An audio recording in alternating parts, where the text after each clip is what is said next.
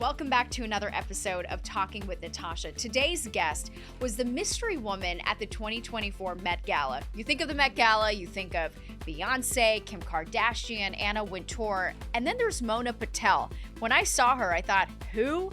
I had to find this mystery woman and talk to her. And our conversation was incredible. She's actually very deep and she's a CEO of many different companies. In this next level conversation, there were so many surprises, including the way she told me she used to dress growing up. I'm so excited to talk to you because you were on the internet dubbed as the mystery woman at the Met Gala. Did you think you were going to go viral like that? No, honestly, I did not. What was that experience like? It was incredible. I discovered that right after I walked out of the Met because while you're in there, your cell phones are kind of not working. Yeah. And they have a tape around your camera, so you can't even take pictures. You know, the phone is in your purse. And I was a very obedient guest. I did not sneak in to untape the phone or use it because I was... You're following the rules. Yes, I'm following the rules. And when I got back into my apartment and kind of really saw my text messages, that's when I realized what was going on. I still did not have an idea on the magnitude until the next day in the morning. So it was extremely overwhelming. I imagine so. When you look at your phone and you have thousands of notifications, you're like, what's going on? What's happening? I think the funniest thing was when I looked at my Instagram, I had literally 4,000% increases. I literally went from 14,000 followers to 170 overnight. Oh my gosh. So I was scared to look at my phone. To be honest, I didn't even open it. I just put it on the side because how do you respond to that? I wasn't ready. What do you do? I mean, did you feel did you have anxiety? Were you just overwhelmed? What did you feel? All of that. And then it hit me the next day. The next day in the morning is when my parents actually called me from India. And they had no idea what the Met was. We had a family wedding the day before in Turkey, very close. My cousin was getting married and the entire family was there. So nobody knew what the Met was. And they were like, okay, she's going to some Met Gala. Right. And this is just some ball yes. out there in New York. And then when my parents called me, it's like, it's in every newspaper in India. And I'm like, what? And, they're probably sending me all these messages, clips. And that's when I realized, Met in India? I thought it was an American thing. Right. I thought it was just like the Super Bowl.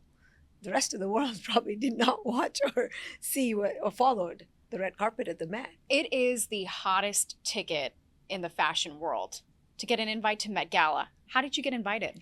I was personally invited by Anna Wintour. And she's been instrumental, extremely inspiring in shaping the industry.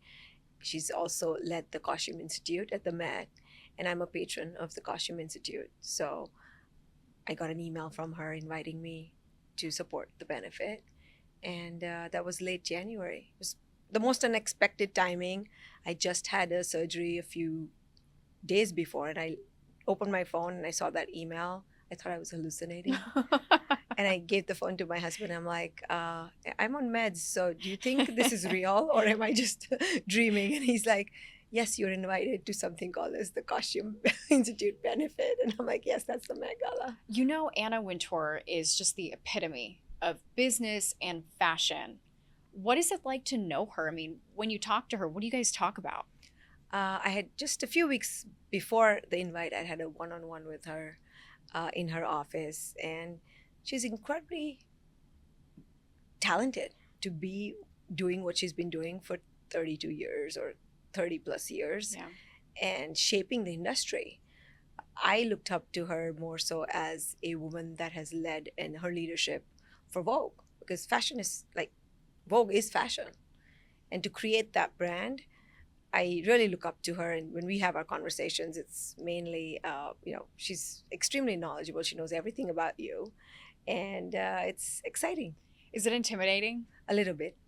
But she was, surprisingly, it was a very warm conversation. It was very insightful too. And after a while, it wasn't my first time with her. Over the 5 years, I've had quite a few conversations. So it was very, I would say for me at that point, it was like you're speaking with, somebody like your mentor and an idol.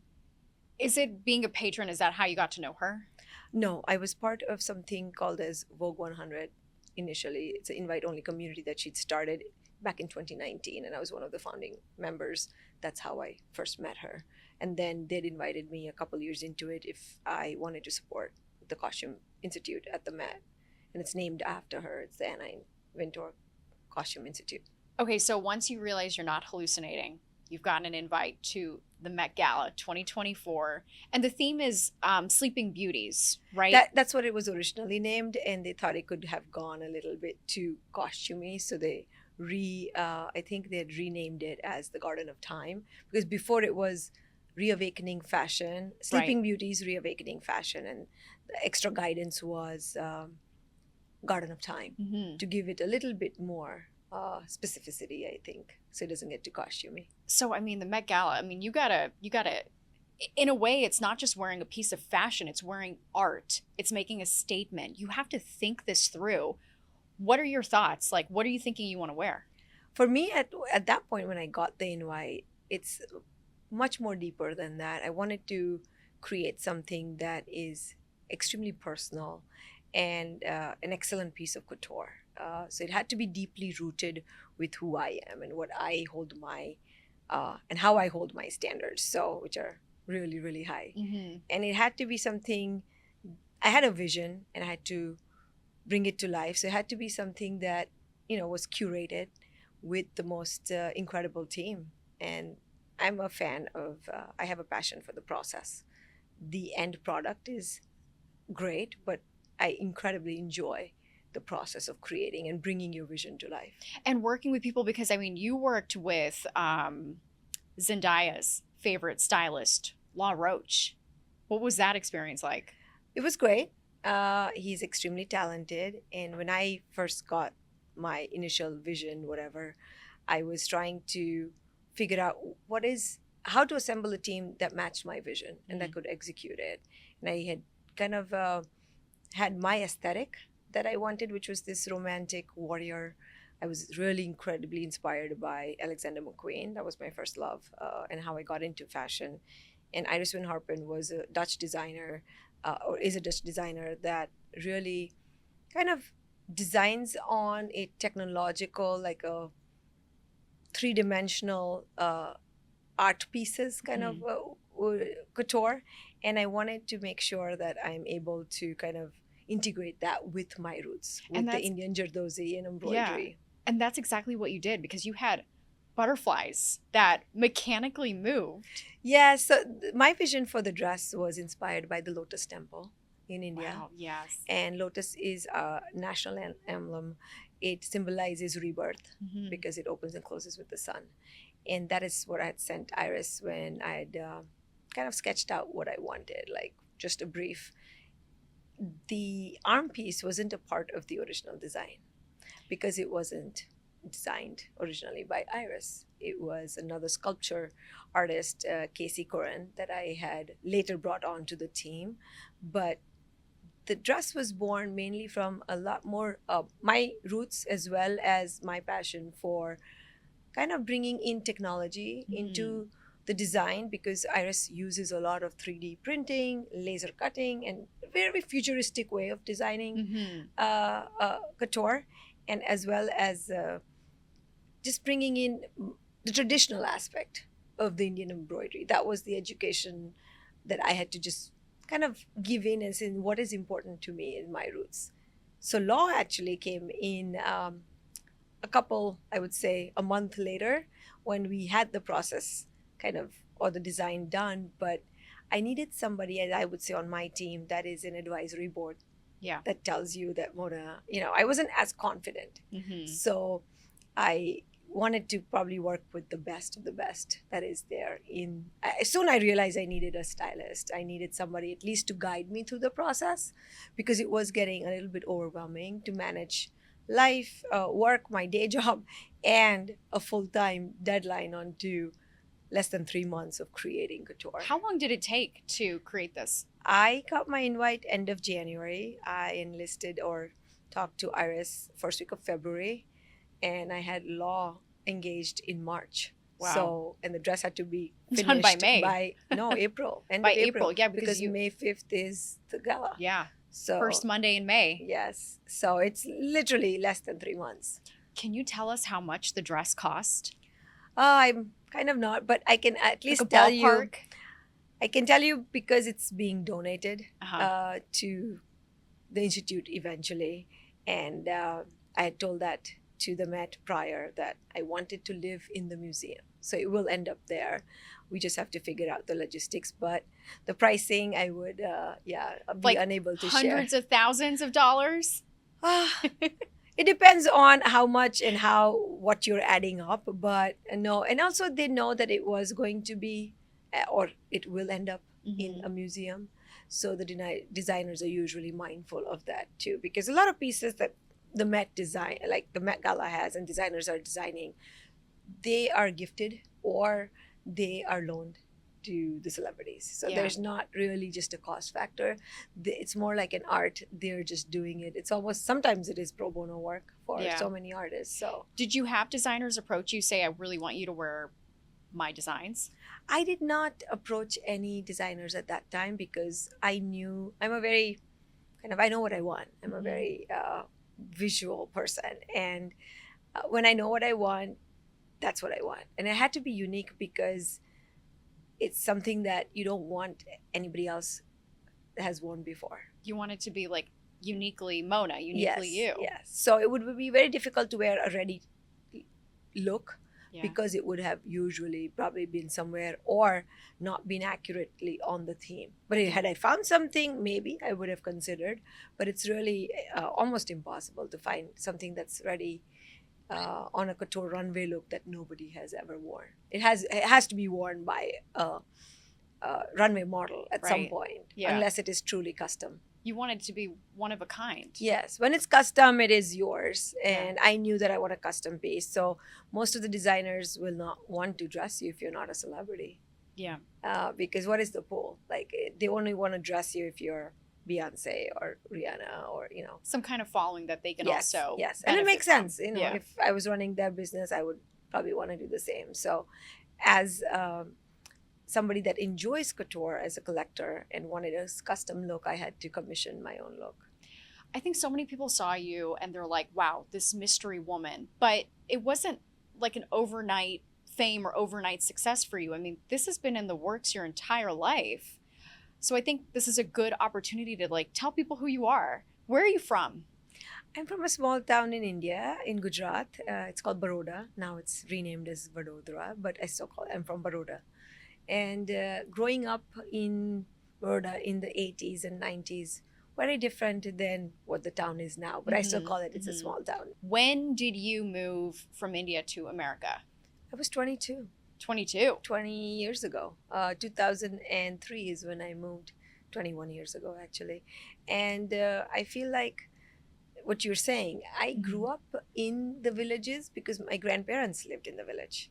So every summer is when I spent in the village. And believe it or not, but there's no electricity, there's no air, there's no sewer system. The gutters are open.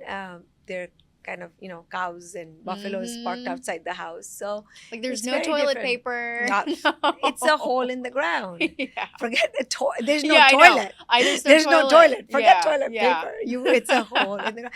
And it's outside of the house. So I Uh-huh. used to be so scared. I remember 7 my years old.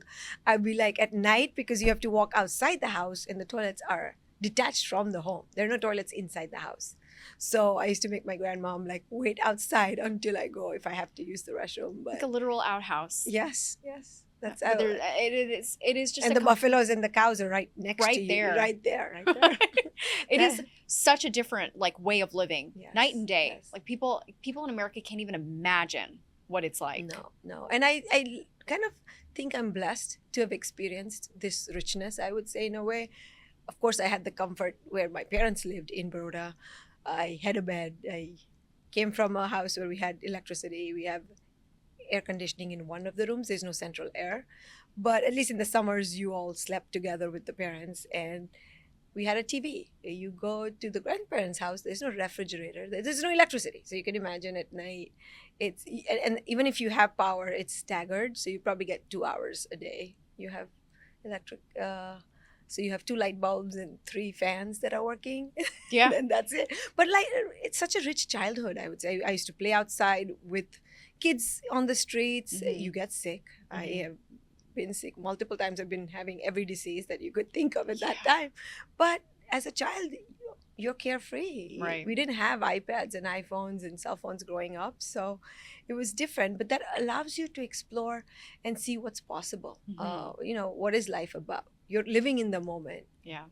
It really shapes the perspective for the rest of your life, Yes, where it you come does. from. And also, it made me value what I had. Mm. So when you go back to your parents or after the summer or whenever they drop me off to my grandparents, I come back and I'm like, wow, I'm so blessed. I have a bed. I have my own room. I have, refrigerator. I have a cold, water that I need in the summer. But Yeah. it makes you appreciate the little things in life. And then when you come to the US and you're like, oh my God, like everything that we've kind of, take for granted in Mhm. the US, even now, it's a luxury in India. I get this impression that then you came from humble beginnings. I mean, is that accurate to Yes, say? yes, yes. Yeah. My father was a real estate developer in India. He's been doing it last 45 years. And again, India has had its own growth over last 3 decades, Yeah. if you'd say. So when I was born, he was just starting out too. Mm. He was 26 years old when I was born. So, and he lost his father when he was 19. So he had Wow. nothing. He had to support his mother, two like younger siblings, a wife, and kids. So he had to learn life much. And his father, like my grandfather, worked in the post office. He was a postman. Mhm. So there was a lot more for him and challenging. But when I was born, it didn't feel that we weren't, coming from a family of means, but I had the luxuries that I needed. And it never felt like, there's nothing to compare. Yeah. Because that And is like the reality that you're living in. And yes. you weren't missing out on anything. You felt like complete love and you felt the family. Yes. And then when you start traveling outside the US is when Mhm. you realize, oh, wow, this is there. Compared to like when you go to the village, I felt like, oh my God, we are so blessed. There are Right. kids who barely get to eat or they don't even have a car. My dad had one car, like a local car back then. The economy wasn't open. This was pre-92. India didn't have liberalization. So we only had everything that like a Fiat or Right. whatever was local. And I think it was one of the most, for me, joyous period, if I remember back, Mhm. because you had, you were carefree. There was there was nothing to compare, set a bar, and you live your life. And I was the only child for the first 3 years. Yeah. So until they had other siblings. So I had their full attention. Right. And I learned a lot from seeing my dad. Like, Mhm.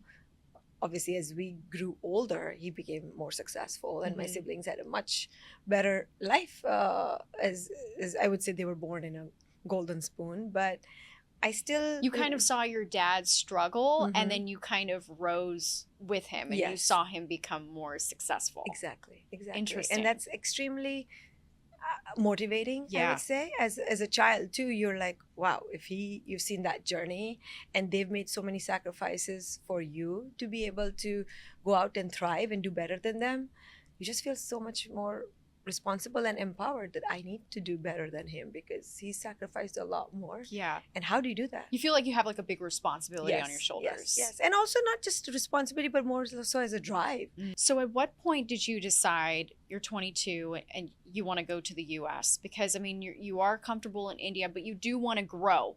And so where does that thinking take you? For me, it was I did visit the US a couple times prior in my teenage years. And I wanted to tell you a story though. In India, when I was 8 years old, I was kind of aware of these differences in gender where, women or girls are allowed to do certain things and boys or men are, or women are not allowed to do certain things that men and boys are. And I always questioned that. I was a rebellion in a sense that, Mhm. okay, I want to do things that, boys do too. Why are girls not allowed to play basketball or Yeah. go do martial arts, rollerblade? And my grandmother used to always say, okay, if you break an arm or a leg and, hurt your face, nobody's going to marry you. And I'm like, I don't care. I don't want to be married. I want to be a CEO like that. I don't care. I'm not going to be married. So I'm going to do all these things. And if I have to be a boy to do those things, then I'm going to be a boy. Told my dad, I'm going to cut my hair. I'm going to dress like him. And he's going to introduce me as his son. And he did it. Really? And he did it. So I think that empowerment was amazing, and the freedom to just be able to explore to who I want to be. And it wasn't anything like at 8 years old, you're so innocent.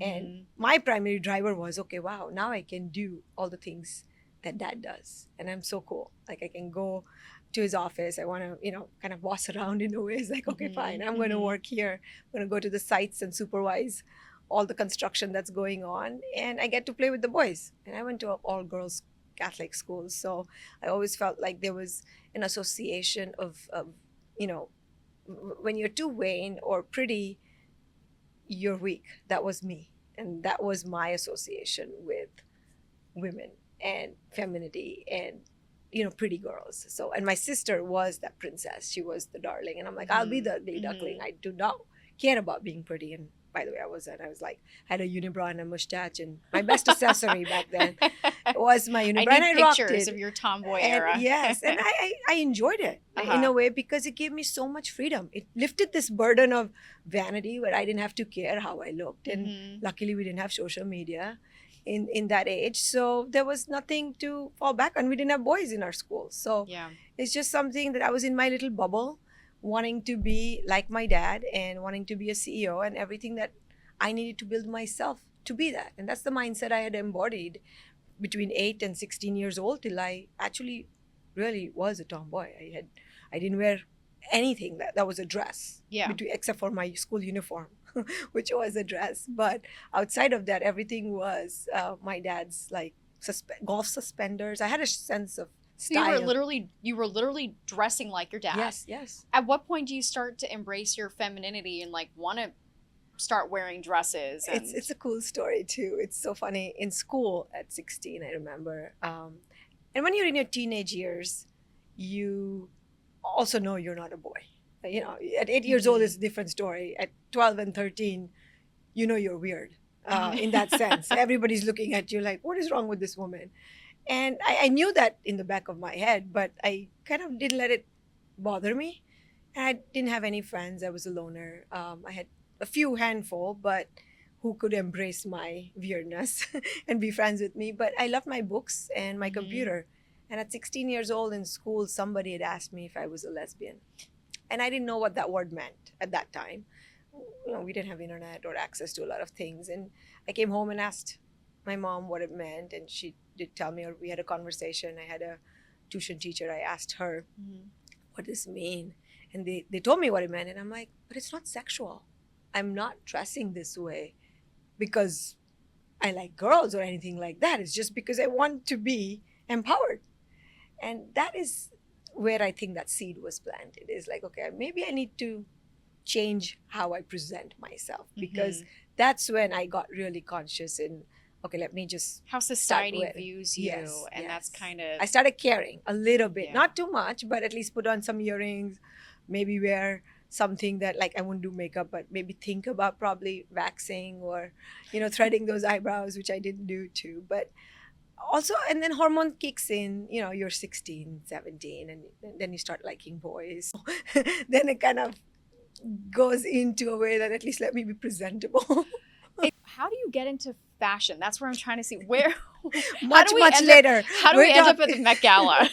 It was always something that I thought was intriguing, and it allowed me to kind of just go in and see what art means, because fashion for me is art. I first fell in love with it when I started designing my floor plans for real estate. I do spatial planning, interior design. That's how I realized that I have that muscle, because I love creating spaces that were unique. Did you create a real estate company? Yes, yes. I have my own. So in 2006, once I got my own broker license, I can start my own company. That was Mona Lisa Properties. It's something that I started almost like 19 years ago now. Are you still doing Mona Lisa properties? Are you Yes. still building that? Yes. I was for the first 10 years. I was Mhm. actively building, actively investing, and managing. We didn't do as many sales in a way, Mhm. but I feel like when I got into multiple other businesses, it slowed down. Then it became something that I selected the projects that I wanted to do Right. and not I had to do. Did you ever feel at one point that you were sacrificing your passion in a way? I would say after 15 years, I felt that block, and I said, "Yeah, I think I need a hobby. I need to do things that I truly enjoy outside of just watching cartoons." That was the only thing I did to kind of take a break. But fashion was that little door that I opened, that little thing that I wanted to explore, and gave me joy. What would you describe your style as, your aesthetic? It's very, I would say, a romantic warrior. That's what I call the McQueen. So it's very edgy, has to be futuristic, a little bit of a avant-garde feel to it, but very elegant and soft at the same time. So I would say, softer on the edges is the term, because it reflects my personality. I'm extremely strong, but I am also very kind and soft at the same time. So that contrast is what I'm always looking for in style. So you killed it at the Met Gala, obviously. What's next for you? I feel like I'm blessed to be given this platform and kind of see how much it has kind of given me, the opportunities that it has given me. It's opened up so many doors, and I want to use this platform to really inspire young girls, especially in India, and women, and share my story that they can be whoever they want to be. Mhm. If I can do it, they can too. You don't have to be the prettiest. You don't have to be the only one who's like conforming all the time. You can be whoever you want to be. You just have to believe in yourself. You have to pursue your goals, and you have to build yourself up with all the skills that you need to fight. But and fight for your success. Well, Mona Patel, you are amazing. I am so inspired just talking to you and getting to know you. And you see the pictures and you see the videos from the Met Gala and you see a person, but then going deeper, it's just been so great to get to know you over this last hour.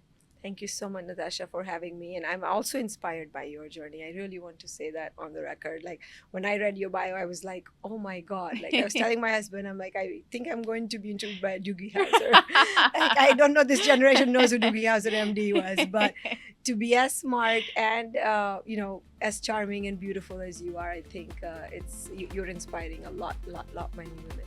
Thank you so much. Thank you.